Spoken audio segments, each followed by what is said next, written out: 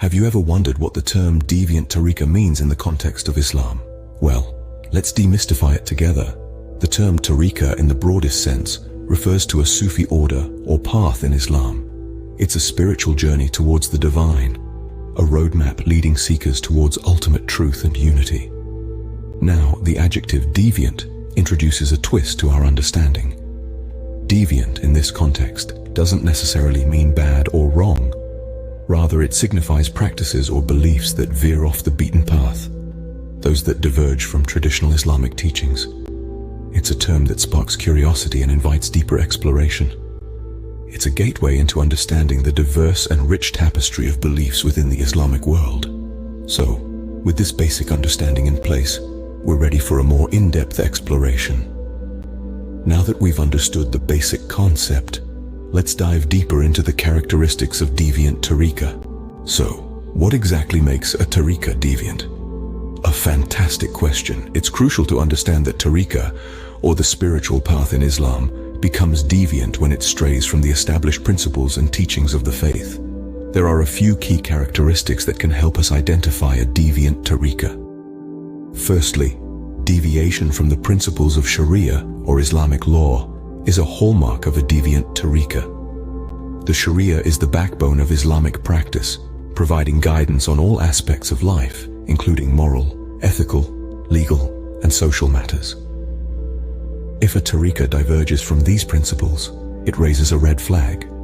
For instance, if a Tariqa promotes practices that contradict the Sharia's teachings on justice, honesty, and respect for human rights, it is likely deviant. Secondly, excessive veneration of sheikhs or spiritual guides is another characteristic of a Deviant Tariqa. Respect for spiritual leaders is important in Islam, but when that respect crosses into worship or blind allegiance, it's a sign of deviation. Islam promotes the notion of Tawheed, or the oneness of God, and placing anyone or anything at the same level as God is considered shirk, a grave sin. So, if a Tariqa encourages its followers to view their sheikh as infallible or divine, it's definitely stepping into deviant territory.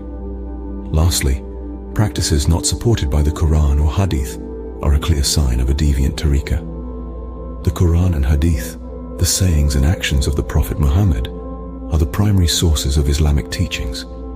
If a Tariqa introduces practices or beliefs that have no basis in these texts, it's straying from the straight path. For example, if a Tariqa endorses rituals or customs that aren't found in the Quran or Hadith, it's likely a deviant one. These characteristics, while they may seem complex, are key to identifying a Deviant Tariqa.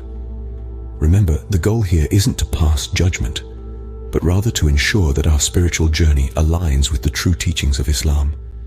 What could be the implications of following a Deviant Tariqa? Let's delve into this together.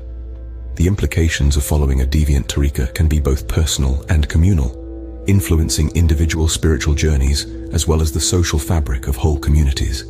The first implication is spiritual confusion. You see, when someone follows a Deviant Tariqa, they might find themselves in a state of spiritual disarray. This is because the teachings they're absorbing may not align with the core principles of Islam, leading to a sort of spiritual discord. It's like trying to fit a square peg into a round hole. Something just doesn't sit right. The second implication is potential ostracization.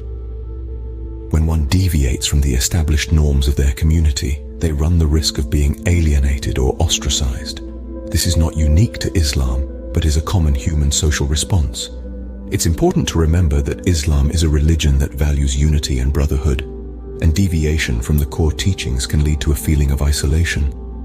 The third implication is the risk of being misled from the true teachings of Islam.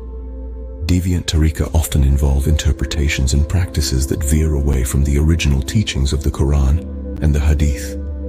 This can lead to a distorted understanding of Islam, which in turn can misguide followers down a path that strays from the essence of this beautiful religion. Now, these implications are not just limited to the individual. They ripple out, affecting the entire community. Misunderstandings can breed conflict, and conflict can lead to division. And a divided community is a weakened community.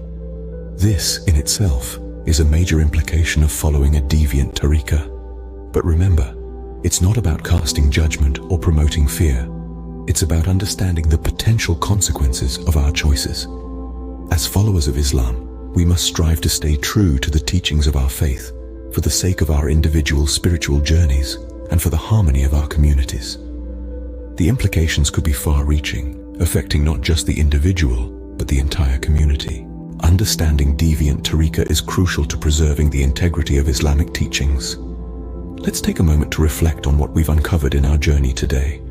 We delved into the world of Deviant Tariqa, highlighting its characteristics and implications. We learned that these deviant practices can misdirect believers from the true path of Islam, distorting the beautiful essence of this faith. Remember, Deviant Tariqa often presents itself subtly, camouflaged under the guise of spirituality. It can be characterized by excessive focus on a sheikh, lack of adherence to the Quran and Sunnah, and promoting practices that are not rooted in authentic Islamic teachings. Understanding this is not only about intellectual growth, but also about preserving the integrity of Islamic teachings in our personal faith journeys. Being aware, being informed, and being vigilant are our best defenses against falling into Deviant Tariqa. Now, having understood the meaning and characteristics of Deviant Tariqa, do you think you could identify one if you came